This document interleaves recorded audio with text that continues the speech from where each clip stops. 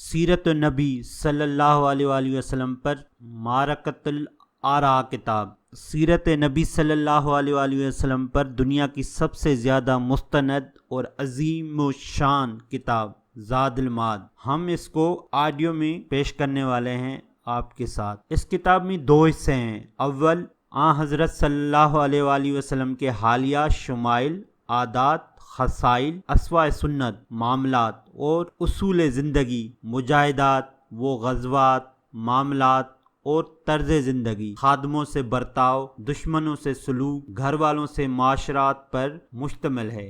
دوم، یہ حصہ مشتمل ہے رحمت للعالمین صلی اللہ علیہ وآلہ وسلم کے غزوات، مجاہدات، معاملات دینی اور دنیاوی، آپ صلی اللہ علیہ وآلہ وسلم کے اسواء مبارک اور سنت طیبہ، نیز حالات و سمائے اور معاملات نبی صلی اللہ علیہ وآلہ وسلم کی روشنی میں بہت ہی اہم نکات و مسائل فقہی پر۔ اس کتاب کے مصنف ہیں علامہ حافظ ابی عبداللہ محمد ابن قیم۔ اردو ترجمہ رئیس احمد جعفری، آفتاب رسالت صلی اللہ علیہ وآلہ وسلم، چودھری محمد اقبال سلیم گاندری۔ علامہ ابن القیم کی زاد المعاد اہل علم، اہل دل اور اہل نظر اصحاب کے حلقوں میں ہمیشہ سے محبوب اور پسندیدہ رہی ہے۔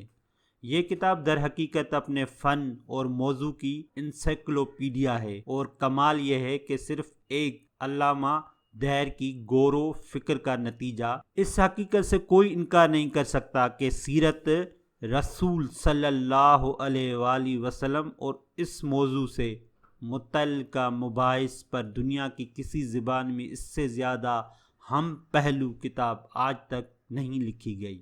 یہ اردو زبان کی بدقسمتی تھی کہ ایسی نادر اور جامع الفائد کتاب سے اس کا دامن خالی تھا۔ یہ کتاب اب پہلی مرتبہ پوری شان و دل آویزی کے ساتھ اردو زبان میں منتقل ہو رہی ہے اور منظر عام پر آ رہی ہے۔ مجھے نام سیاح کو اپنے عزم و ہمت پر حیرت بھی ہے اور فخر بھی کہ ہر طرح کی دشواریوں کے باوجود، ہر طرح کے وسائل سے محرومی کے باوجود، ذاتی الجھنوں اور پریشانیوں کے باوجود، اتنے طویل، ضخیم اور مفصل کتاب کی طبع و اشاعت کا سر و سامان میں نے باہم پہنچا لیا۔ یہ صرف خدا کا کرم ہے کہ وہ اپنے بندوں کو جس طرح نوازے۔ میں بازار ادب میں ایک عرصے سے موجود ہوں۔ میں نے کیا چھاپا، ناول اور افسانے بھی، ادب بھی اور لٹریچر بھی، تاریخ بھی، داستان بھی، تحقیق و تنقید بھی، سماعے اور سفر نامے بھی، لیکن اپنے موضوعات میں اس کتاب سے یہ امید رکھتا ہوں کہ یہ میرے لیے زاد المعاد یعنی توشائے آخرت ثابت ہوگی۔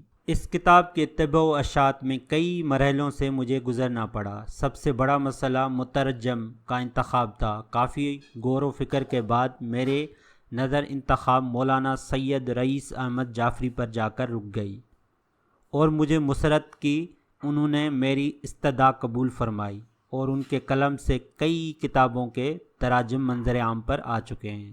سیرت امام احمد بن حنبل، آثار امام شافعی، آثار امام محمد، امام ابو یوسف، سیرت امام ابن تیمیہ، سیرت امام ابو حنیفہ اور تاریخ خوارج وغیرہ۔ جعفری صاحب کے تراجم کو اپنے ایک خاص انداز ہے، اور یہ انداز ملک کے ایک بڑے طبقے کے دلوں کو بھا گیا ہے۔ ان کی عبارات رواں، سلیس اور شگفتہ ہوتی ہیں، اور وہ علمی مباحثے کو آسان اور عام فہم اور دل نشیں انداز میں بیان کرتے ہیں۔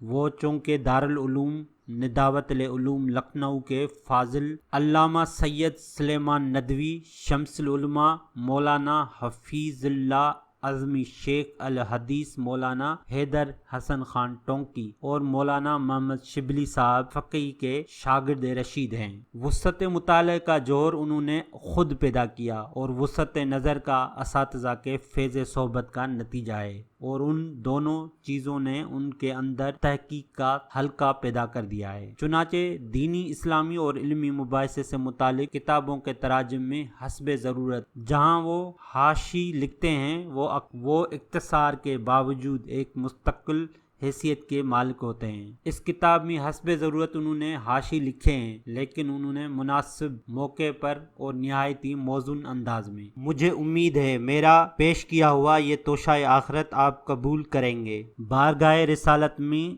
نظر عقیدت، چودھری محمد اقبال سلیم گاندری۔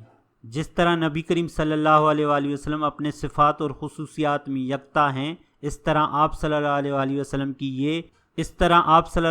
وسلم کی یہ خصوصیت بھی یگانہ ہے کہ آپ صلی اللہ علیہ وآلہ وسلم کی ذات گرامی پر دنیا کی ہر زبان میں بالعموم اور عربی اور اردو میں بالخصوص جتنی کتابیں لکھی گئی ہیں، صحت اور اسناد اور جامعات کے ساتھ لکھی گئی ہیں، ان کا اشیر بھی کسی اور نبی پر کسی زبان میں نہیں لکھا گیا ہے صلی اللہ علیہ وآلہ وسلم۔ بے شک زاد المعاد ایک طویل اور ضخیم کتاب ہے، لیکن حیرت ہے کہ دوسری بہت سی طویل و ضخیم کتابیں اردو میں ترجمے ہو چکی ہیں، مگر اب تک کسی ناشر نے اس اہم ترین کتاب کے ترجمے کی طرف توجہ مبذول نہیں کی، جو سیرت نبوی کی ماخوذ اور مواد کا بہترین سرمایہ ہے۔ مصنف زاد المعاد کا یہ قول نہ تو قول فیصل ہے، نہ اس کے نکلے ہوئے نتائج و مسائل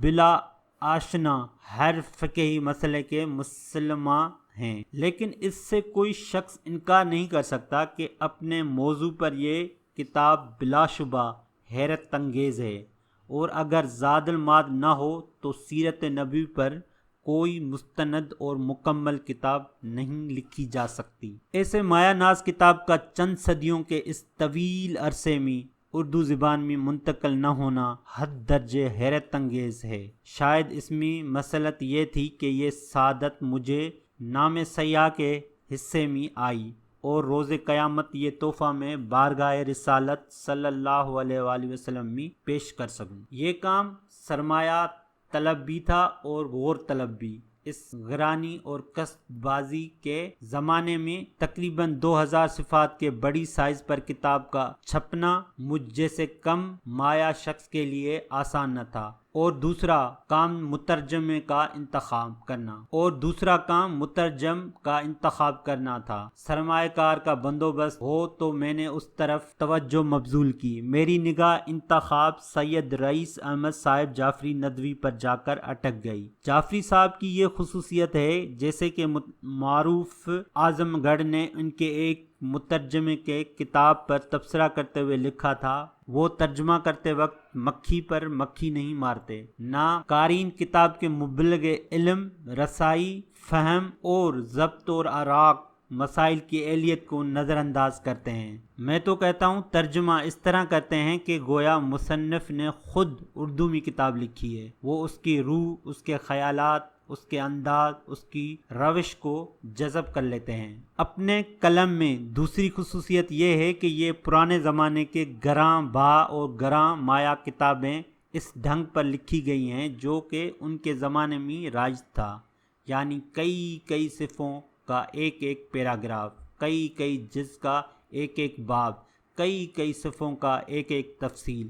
موجودہ زمانے کا قاری اس طرح کتابیں نہیں پڑھ سکتا۔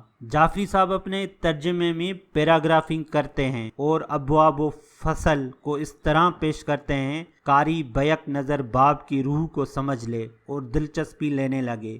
چنانچہ میں نے یہ کار اہم ان کے سپرد کیا اور الحمدللہ کہ انہوں نے حسب دل خواہ اسے انجام دیا۔ اس دنیا میں کم ہیں جو پارسائی کا دعویٰ کر سکیں، اور مجھ جیسا گناہ گار جب اپنے نام اعمال پر نظر ڈالتا ہے تو عرق خجلت سے آب و آب ہو جاتا ہے، لیکن اپنے صحیح کے بارے میں مجھے امید ہے کہ بارگاہ رسالت میں مقبول ہوگی اور یہ خاطی و آسی رحمت و شفاعت سے نوازا جا سکے گا کہ شفیع المذنبین، رحمت للعالمین اور خاتم المرسلین صلی اللہ علیہ وآلہ وسلم کے ذات گرامی۔ بقول مولانا محمد علی، کیوں کر نہ فدا ایسے نبی پر ہوں جو فرمائے اچھے تو سبھی کے ہیں برے میرے لیے۔